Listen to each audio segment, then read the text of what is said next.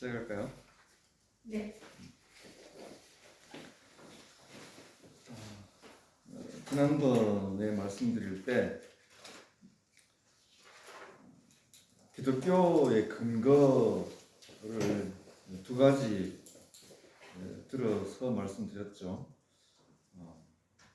그때 표현하기를 하나는 내적인 근거, 그리고 또 하나는 외적인 근거라고 말씀드렸는데, 내적인 근거란 하나님 자신이시죠. 하나님의 존재 자체, 하나님이 계시다는 것 자체. 그러니까 신론을 빼놓고 기독교를 이야기하는 것은 출발 자체가 잘못된 출발이라고 말씀드릴 수 있습니다. 그리고 두 번째, 외적인 근거로는 우리가 성경을 들 수 있다고 말씀드렸었죠. 지금 우리가 실제로 손에 들고 기준으로 삼을 만한 다른 것은 없는 거죠. 어떤 훌륭한 인품을 가지고 계신 목회자나 선교사나 사람이나 조직이나 교단이나 교파나 심지어는 각 교단과 교파가 갖고 있는 표준 문서들, 신앙 고백서들조차도 강력한 최종적인 근거로 삼을 수는 없습니다. 성경 외에는 다른 근거는 없는 거죠. 누가 이런 말 저런 말을 한다면 그 말을 들을 때마다 성경이 가르치는 것과 부합하는가? 부합하지 않는가? 따져보아야 하죠. 이렇게 따져보는 것은 비신앙적 자세가 아니고 오히려 아주 좋은 신앙적 자세입니다. 그래서 성경에서 말씀하시는 그 말씀과 그 말씀의 원리와 성경의 길, 성경의 도와 같은 말씀으로 누군가가 전하고 설교하고 설득하고 이야기해 준다면 아멘 하고 받고 아주 좋은 모양새로 아주 좋은 폼으로 또 아주 논리적으로 설명을 잘 한다고 해도 성경의 원리와 부합하지 않으면 당연히 거부해야 되겠죠.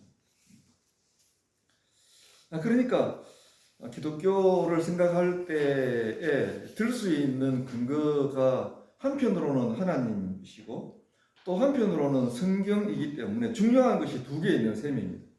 하나님이 중요하고 성경이 중요하죠.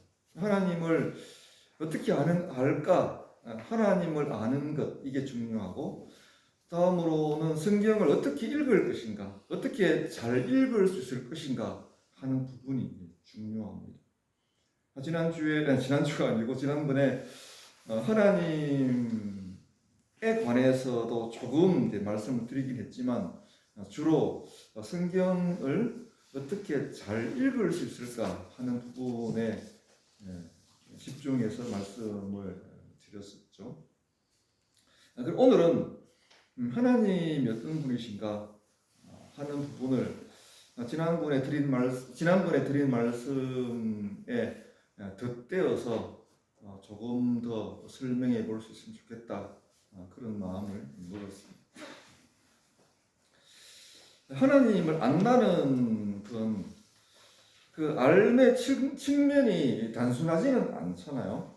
그러니까 그분의 존재를 아는 것, 또는 그분의 존재를 믿는 것, 또는 그분의 뜻을 아는 것, 그리고 그 뜻대로 이루어지는 일들을 파악하는 것, 그리고 그 뜻대로 이루어진 일들의 의미도 살펴보는 것, 이런 것들을 함께 아울러서 진행할 때에 하나님을 아는 것이 폭넓어지고 깊어지기도 하고 그렇게 되겠죠. 하나님의 존재 방식이 뭐냐? 뭐 좀 비신앙적인 분위기의 말 표현일 수도 있는데 하나님의 존재 방식이라니 그렇게 의문을 가질 수도 있지만 물어볼 수 있습니다. 하나님은 어떻게 계시지? 하나님은 어떤 모양으로 계시지? 하는 것을 우리들은 물어보아야 하고 또 성경이 그런 부분들을 가르치고 있으니까 말씀해주고 있으니까 잘 살펴볼 필요가 있습니다. 성경이 두루두루 여러 부분 여러 곳에서 하나님에 대해서 말씀을 해주시는데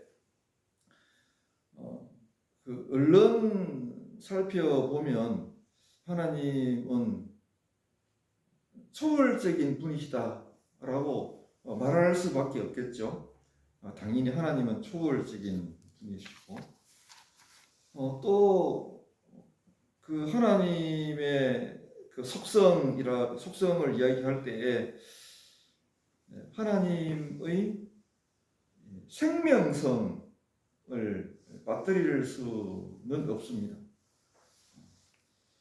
하나님의 초월성에 관해서는 하나님이 초월적인 분이시니까 시간과 관계없다는 쪽으로 이해를 할 수도 있겠고, 시간과 관계없으니 공간과도 관계없다. 공간의 제한에도 제한되지 않으시고 시간의 제한에도 제한되지 않으신 그 소위 그 신학 교재나 신학 교실에서 하나님의 속성이라고 하면 흔히 이제 말하는 하나님의 편재성, 하나님의 초시간성 이런 이제 표현들을 쓰기는 하는데 어쨌든 그런 부분들을 초월성이라는 말로 이렇게 묶어서 이해할 수 있겠죠. 초월적인 하나님이시니 시간에 제한받지 않으시고 공간에 제한받지 않으시고 이 하나님의 초월성이 어디로 곧바로 연결되는가 하면 하나님의 신실성에 연결됩니다. 시간도 공간도 하나님을 제한하는 요소가 될 수 없다는 이 원리는 하나님은 항상 현재로 존재하시고 하나님은 항상 현재로 존재하시니까 하나님의 변치 않으시는 이 속성이 이제 성경에서는 여러 곳에서 하나님의 신실성으로 표현되는 거죠. 그래서 시편 기자분들이 자주 하나님은 미쁘시다. 미쁘다는 말이 믿을만하다 그런 뜻이거든요. 하나님은 기쁘다는 말하고는 상관이 없고 믿을만하다 이런 것을 우리 이제 순수 한글 말로 미쁘다 그런 뜻인데 미쁘신 하나님, 신실하신 하나님 그런 하나님이 곧 하나님의 초월성과 연결되어 있습니다. 하나님의 생명이라고 하는 것을 참 사실은 설명하기가 쉽지를 않아요. 하나님 자체가 생명이시고 또 하나님이 갖고 계시는 가장 강력한 속성 중에 하나가 생명인데 그럼 생명이 무엇인가? 하고 설명을 시도해 보실 수 있겠습니까? 생명이 무엇이지? 겨우 생각할 수 있을 만한 길이 반대로 말하는 것, 죽음이 아닌 것, 또는 무생물이 아닌 것, 또는 어떤 사물이 아닌 것,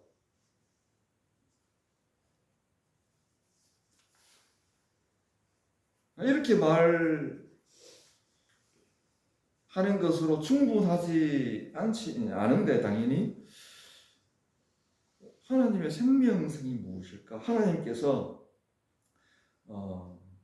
온 세상을 지으시고 무엇인가를 만드셔서 거기에 하나님의 생명을 불어 넣으시니까 사람도 생물이 되고 짐승들도 생물이 되는 거거든요. 하나님의 생명성이 무엇일까?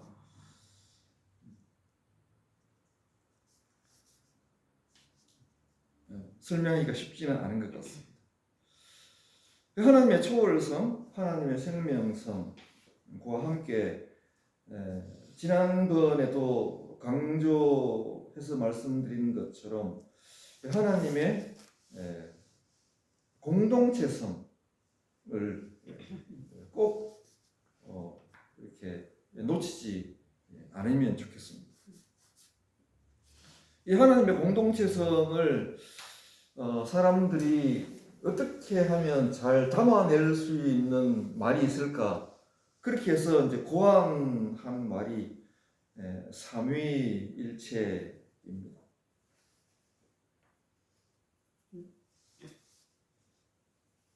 어떤 교단이나 교파에 따라서 또는 이제 입장에 따라서 이 삼위일체라는 이 용어 자체를 좀 거북해 하는 사람들도 없지는 않습니다만, 그렇지만 삼위일체라는 말을 쓰든 쓰지 않든 하나님께서 아버지 하나님과 아들 하나님과 성령 하나님께서 아주 이루 말할 수 없는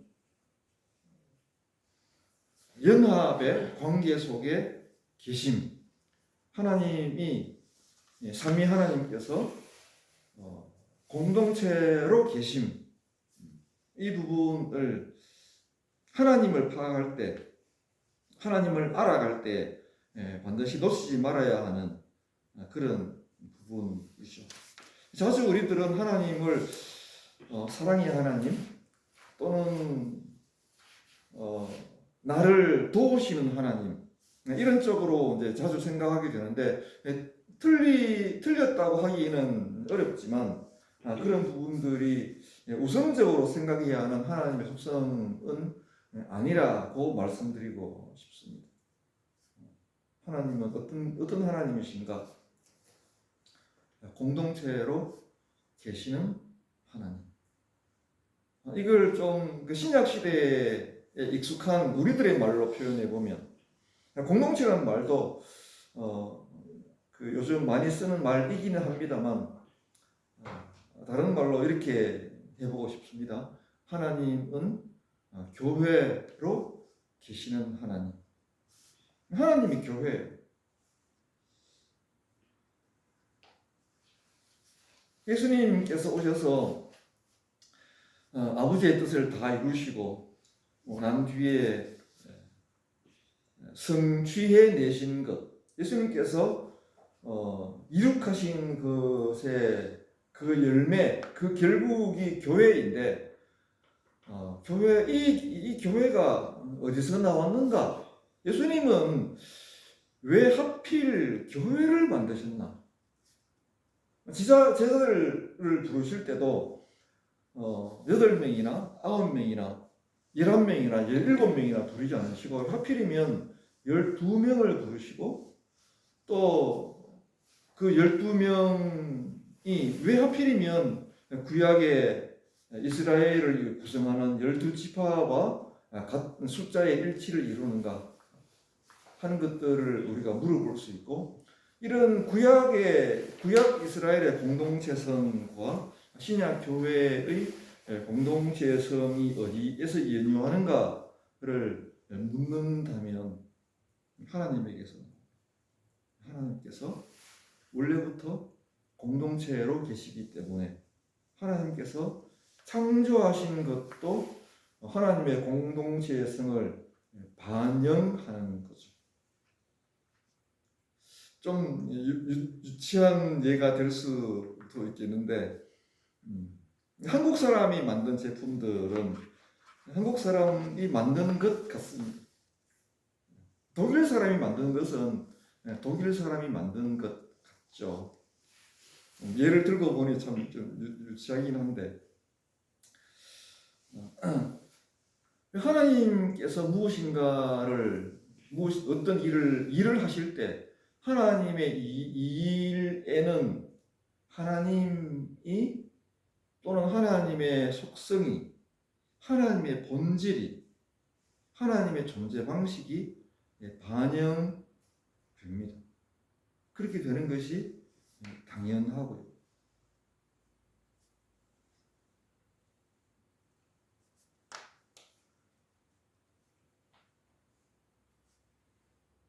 하나님을 안다는 것은 하나님의 속성을 아는 것, 그리고 그 존재에서 나오는, 하나님에게서 나오는 그분의 뜻을 이해하는 것. 하나님의 뜻이 무엇일까요?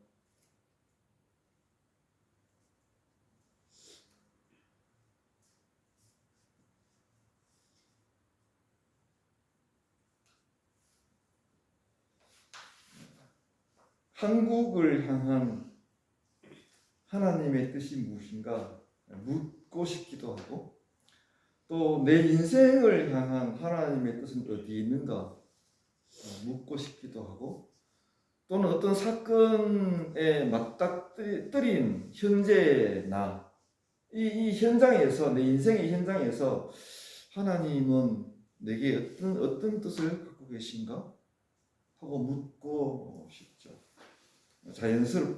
자연스러운 질문인데, 하나님의 뜻은 무엇일까요? 하나님께서 하신 일들이 잘 이루어지는 것, 그게 하나님의 뜻이겠죠. 그러면 하나님이 하신 일들은 뭘까요? 하나님 하신 일들은,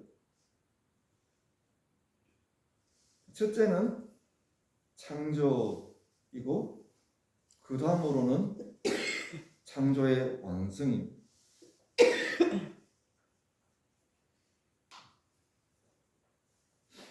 그런데 이 창조에 하나님의 속성이 반영되었다고 말씀드렸으니, 이 반영된 이 하나님의 세계, 이 피조 세계에 하나님의 공동체성이 가득하기를 바라시는 것, 이것이 하나님의 바람이죠. 이 세계에 하나님의 생명이 가득하고,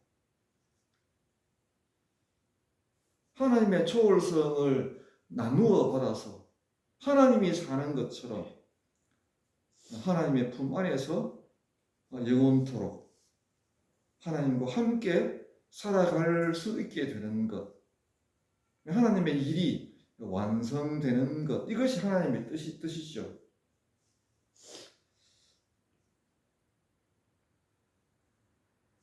그러면 이 하나님의 뜻은 어떻게 실현되나?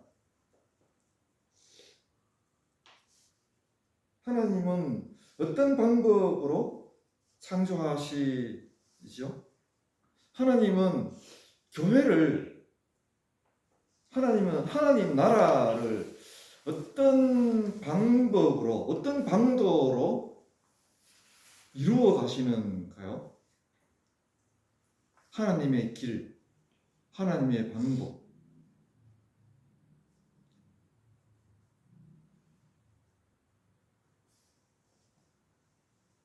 성경의 여러 정답들을 생각해 볼 수 있겠는데, 가장 먼저 대답해 볼 수 있는 하나님의 길, 하나님께서 하나님의 일을 해 나가시는 하나님의 도, 그것은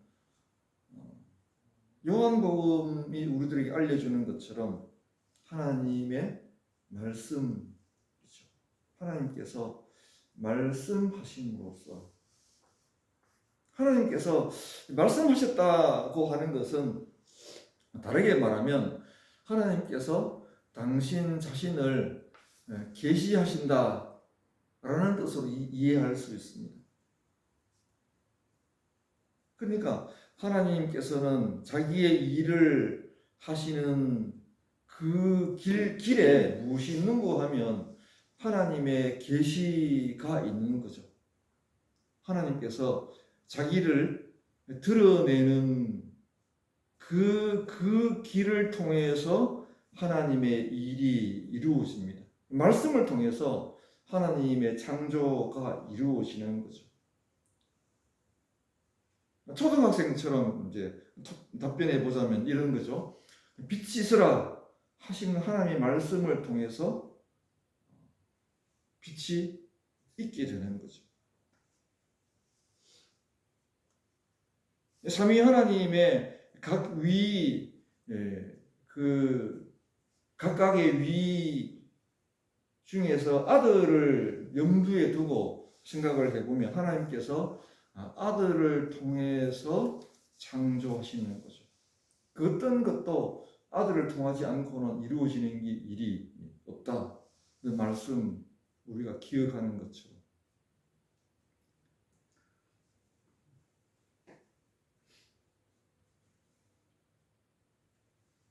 그러니까 하나님께서 말씀하신다는 것과 하나님께서 아들을 통해서 일하신다 하는 것은 결국은 하나님께서 말씀을 내보내신다, 말씀을 보내신다는 말과 같습니다. 다시 말하면 하나님께서 아들을 보내시는 방식으로 하나님은 자기 일을 하시는 거죠.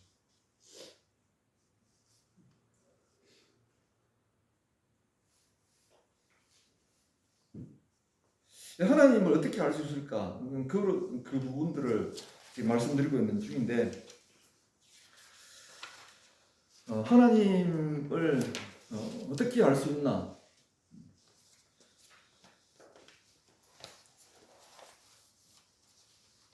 조금 돌아가서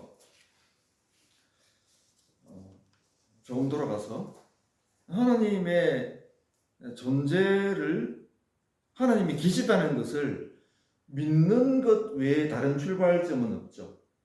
하나님을 믿는 것. 그런데 하나님 어떻게 믿을 수 있을까? 어떻게 믿을 수 있는가 하면 하나님께서 누구신지를 알려줘야죠. 어떻게 알려주는가? 하나님께서 자기를 계시하심으로써 알려주는 그 이제 동어 반복인 것 같은데, 그 존재를 믿는 것 외에는 하나님을 알 길이 없고, 그 믿는 길이 어디 있는고 하면 하나님께서 자기를 드러내 보여주시는 그 방법 외에는 우리들에게 주어진 다른 길은 없는 거죠. 이렇게 물어볼 수도 있겠습니다. 계시가 문제인가? 존재가 문제인가? 우리들은 당연히 존재가 문제죠. 우리들 이제 사람들의 입장에서는 하나님께 나아가는 입장에서는 하나님의 존재가 문제죠. 하나님께서 먼저 계시고 하나님께서 자기를 드러내 보이실 때 그 계시의 빛에 따라서 믿음을 갖게 되는 거죠. 사람의 입장에서는, 다가가는 입장에서는 그런데 하나님의 입장에서는 어떤가 하면 존재와 계시가 함께 있습니다. 여기에 삼위일체의 비밀의 한 부분이 있다고 이해할 수도 있습니다. 삼위일체 하나님은 우리가 쉽게 이야기로 일단 아버지 하나님이 계시고 아들 하나님이 계시고 성령 하나님이 계신데 각각의 맡은 일들이 있죠. 각각 기능이 있습니다. 아버지 하나님은 길게 설명해야 할 부분이지만 아주 짧게 이야기해 본다면 아버지 하나님은 모든 것을 예정하시고 작정하시고 뜻을 정하시고 뜻을 가지시고 이렇게 하시고, 아들 하나님은 그 뜻을 딱 담아서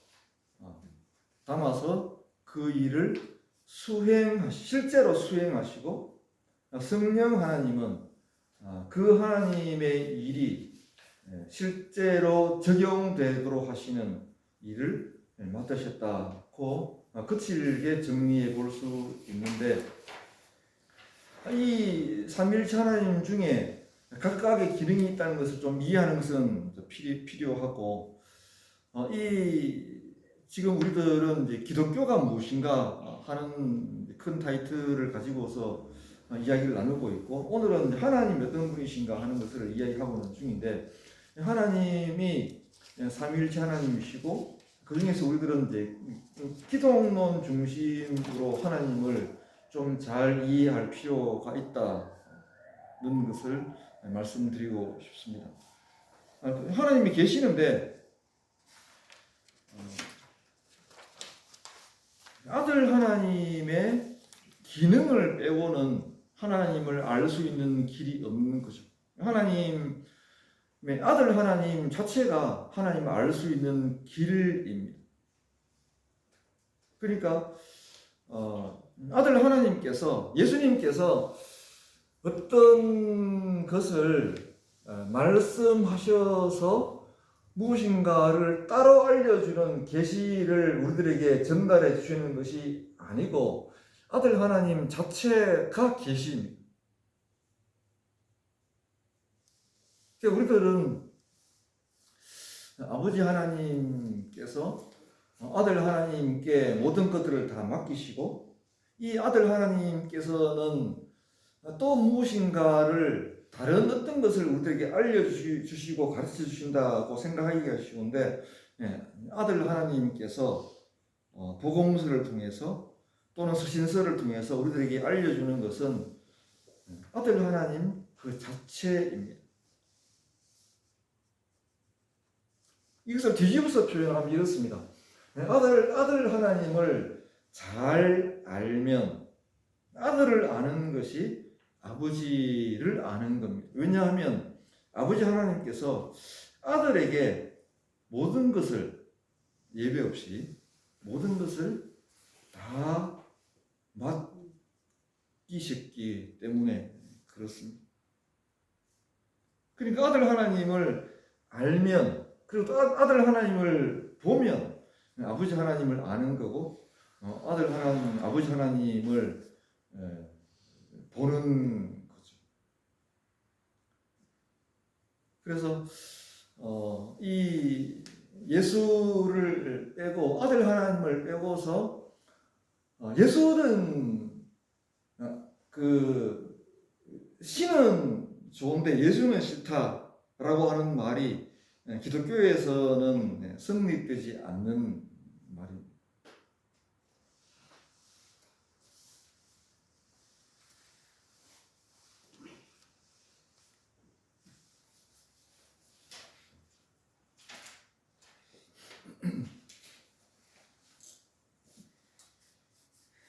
아들 하나님 이야기를 조금 더 하겠습니다.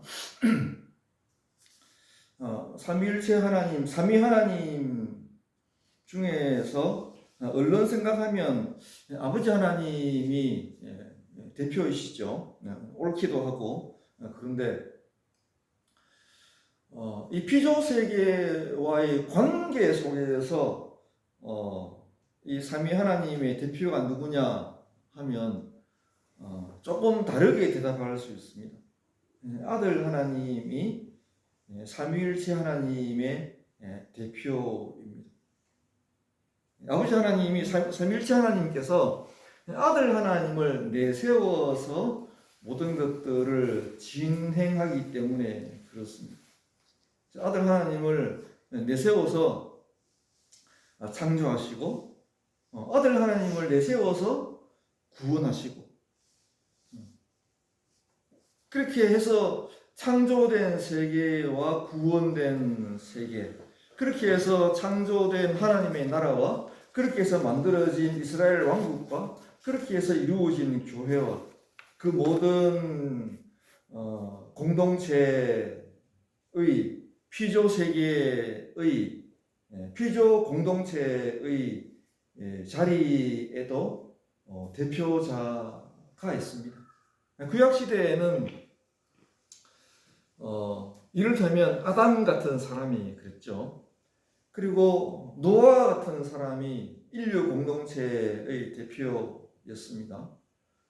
그리고 이스라엘이라고 하는 민족 공동체 시대, 이제 창세기 12장 이후로 민족 공동체 이후의 시대를 생각을 한다면 아브라함 같은 사람이 이스라엘의 대표이죠. 또는 모세 같은 사람, 또는 아론과 같은 사람, 여호수아와 같은 사람, 그리고 왕들, 사사들, 제사장들, 선지자들, 이런 사람들이 모두가 다 대표자입니다. 이런 대표자들을 구약에서 우리가 이제 무엇이라고 부르는고 하면 그리스도라고 부릅니다. 그리스도. 예수님만 그리스도는 아니고요. 구약에 아주 많은 그리스도들이 있습니다. 그리스도라는 말은 문자적으로는 기름 부음 받은 사람이라고 이해를 할 수 있는데, 기름 부음 받는 것은 그 일종의 형식적인 요건이고요. 본질적인 측면은 일을 맡는 겁니다. 대표자의 일. 그 공동체 전체의 머리 자리에 서는 거죠. 그래서 하나님께서 아들 하나님이라고 하는 대표자를 내세워서 일하시는 것처럼 이 세계와 인류 공동체에도 하나님 이 대표성이라고 하는 원리가 반영되어서 일이 진행이 됩니다. 공동체에는 반드시 대표자가 있습니다. 원탁회의와 같은 가장 민주적인 모습이야말로 가장 이상적인 공동체 모습이 아닐까 생각할 수도 있겠지만 그렇지는 않고요. 성경적인 원리를 따른다면 공동체에는 반드시 대표자가 있습니다. 모세와 같은 사람, 여호수아와 같은 사람, 다윗과 같은 사람, 삼손과 같은 사람, 사사들, 왕들, 지도자들이 반드시 있습니다. 그러면 이 대표들이 하는 일들이 뭔가 하면 삼위일체 하나님 중에서 아들 하나님이 맡은 일이 무엇이었죠? 아버지의 뜻을 실현하는 것이었잖아요. 그러면 이 하나님 나라라고 하든지 또 이제 이스라엘이라고 하든지 이런 이 피조 세계의 공동체의 대표자가 맡은 일들은 무엇일까? 대답은 동일합니다. 이런 대표자들도 하나님께서 원하시는 그 뜻을 성취하는 것, 그것이 그 대표자들이 맡은 일이었죠. 그리스도가 누구냐 하면 지위로는 대표자이고요.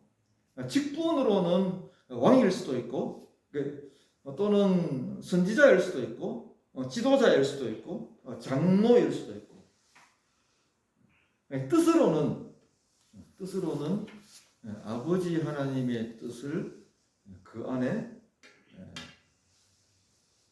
이루고 시작하고 그리고 시작할 뿐 아니라 지킨 일들까지 맡은 사람들, 이 사람들이 바로 그리스도입니다.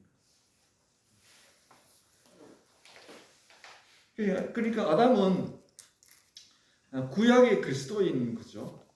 노아는 구약 시대의 그리스도 메시아인 거고요. 하나님의 뜻을 담당해서 그 일을 시작하고 성취하고 그리고 그 일을 지켜나가는 그 일을 맡은 사람 또는 심지어는 한 개인이 아니라 한 어떤 공동체도 그리스도라고 부를 수 있고 더욱 심지어는 하나님과 가까이 보이는 사람들이 아니라 이방 사람들 중에서도 하나님의 일을 맡았으면 구약에서는 그들을 그리스도라고 부릅니다. 그래서 이스라엘도 그리스도라는 명칭을 갖고 있고요.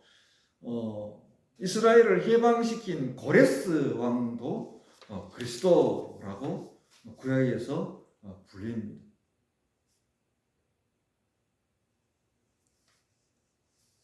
그래서 이 그리스도가 하는 일들을 내용적인 측면에서 하나님의 뜻을 이루고 시작하고 지켜내는 일들이라고 말씀드렸는데, 한 번 더 조금 그 명료하게 하기 위해서 말씀드리자면, 이 하나님의 일에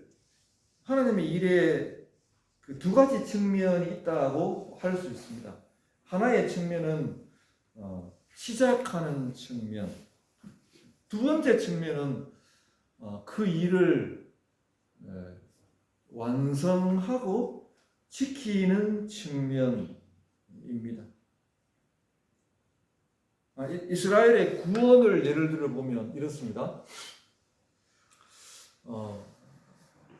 하나님께서 이스라엘에게 구원을 가져다 주시고, 하나님이 이스라엘의 구원자가 되셨다고 할 때에 그 구원을 출발시키는 지점이 있고, 또 다른 한 지점은 하나님께서 이스라엘 가운데에 그 시작된 구원이 실패로 끝나지 않고 계속 유지될 수 있도록 보존하시고 붙들어 주시고 이끌어 가시는 측면이 있습니다.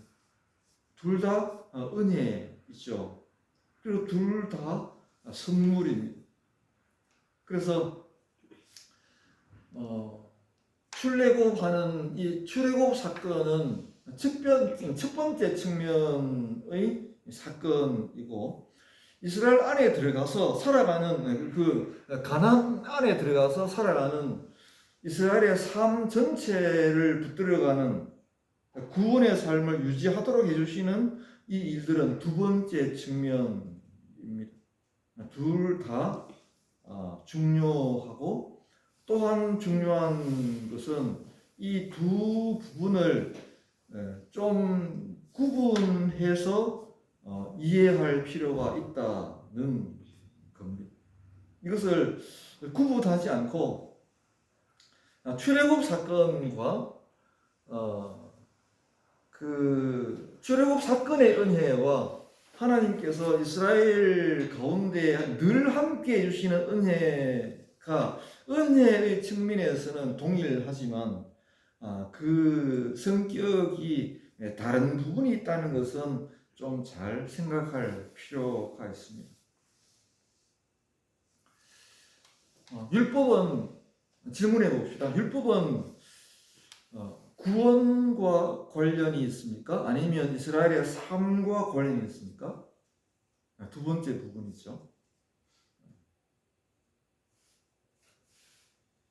제사에도 두 종류의 제사가 있습니다. 유월절 제사와 가나안 안에 들어간 이스라엘이 지내는 제사이죠. 크게 둘로 나누어서 생각해 볼 수 있습니다. 하나님께서 아들을 통해서 교회를 시작하는 이 일이 큰 일이죠. 시작할 뿐만 아니라 종말이 올 때까지 아버지 하나님께서 이 교회를 여전히 붙들어 가시는 이 시대에 이 계속되는 하나님의 은혜, 이 둘을 좀 잘 분별해야 한다 할까요? 좀 잘 구별해서 생각하는 것이 중요합니다. 그러면 이 공동체의 대표자 또는 이 그리스도는 그 첫 번째 측면을 담당하시는 분일까요? 아니면 그러니까 이스라엘의 구원을 염두에 두고 그 이야기해 보자면 그리스도는 모세는 출애굽에만 관계했습니까? 아니면 가나안에 들어가서도 관계했습니까? 예수 그리스도는 구원의 출발점에만 있습니까? 아니면 계속되는 구원의 섭리 가운데에도 있습니까? 당연히 양쪽에 다 있죠. 당연히.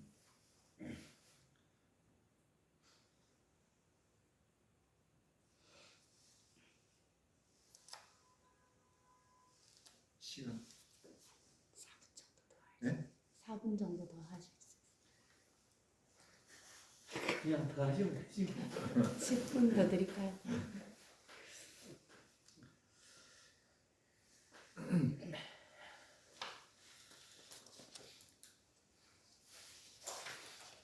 이 구약의 그리스도들께서 맡았던 일들이 하나님의 뜻을 이루는 쪽으로 지향하고 있는데 그 일들이 좀 세부적으로 나누어져서 수행이 됐죠. 제사장과 관련된 일들만 으로 예를 들어서 이제 생각해 보면 제사장이 그 봉사하는 것은 하나님과의 관계라고 정리해 볼 수 있습니다. 제사장이 제사를 드릴 때에 여러 가지 요소들이 함께 작동을 하죠. 초기 이스라엘과 후기 이스라엘 사이에 좀 이제 변동이 있긴 하지만 정리된 측면에서 생각해 보자면 제사와 관련해서 제사를 드리는 그러니까 제주격인 제사장이 있고 또 제사를 드리는 장소인 그 성전이 있겠고 또는 제사와 관련된 여러 가지 도구들, 제단 등 도구들이 있을 거고 또 제사를 드릴 때에 그 제사가 효과 있는 제사가 될 수 있도록 하는 제물이 있고 그리고 그 제사를 드리러 나오는 제사자가 있습니다. 그러면 그리스도는 제사장만이 그리스도인가 하고 물어볼 수 있는데 짧게 이야기하면 제사장이 대표적으로 이제 그리스도라고 할 수 있겠지만 좀 폭넓게 이해를 하려고 한다면 제사장만이 그리스도가 아니라 제사를 드리는 집전자가 그리스도가 아니라 그 제사 가운데에서 죽는 제물이야말로 진정한 그리스도라고 할 수 있겠죠. 어떻습니까? 제사를 집례하는 그 일련의 순서를 이끌어 나가는 그 사람이 참된 그리스도입니까? 참된 제사장, 그 제사를 담당하는 그리스도입니까? 아니면 그 일이 효과 있게 하기 위해서 희생되는 희생물, 그 짐승, 그 생명, 그것이야말로 참된 그리스도입니까?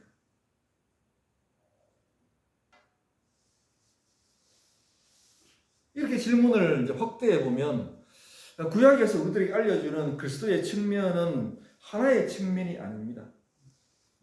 제사자도 그리스도이시고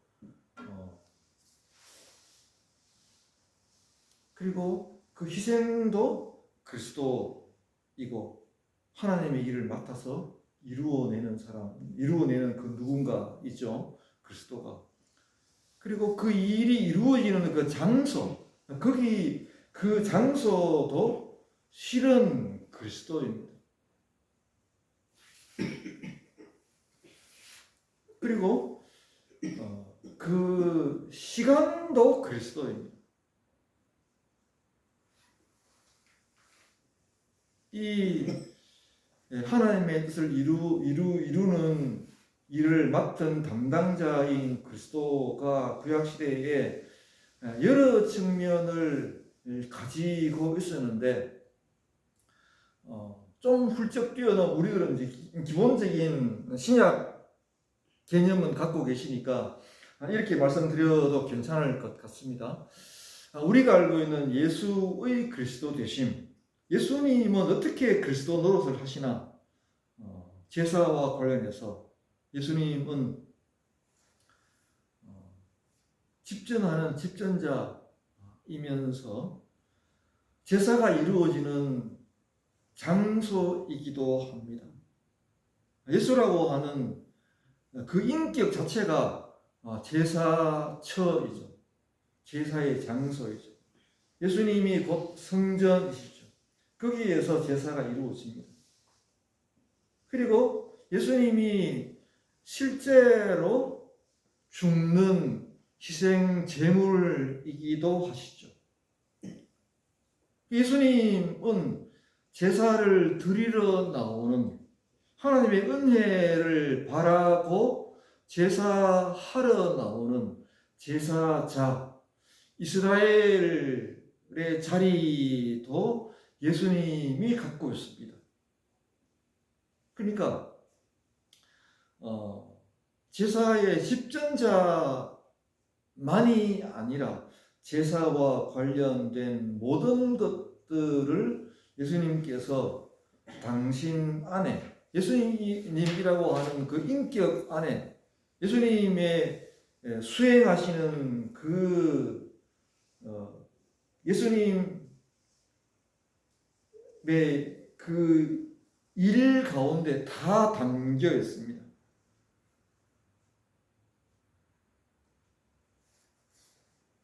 제사장이면서 동시에 제사가 이루어지는 성전이면서 제사가 이루어지는 시간이면서 제사를 드리러 나오는 제사자이면서 그리고 실제로 그 제사에서 죄 없이 죽는 참된 희생, 참되고 영원한 희생양까지도 예수님 자신인 거죠.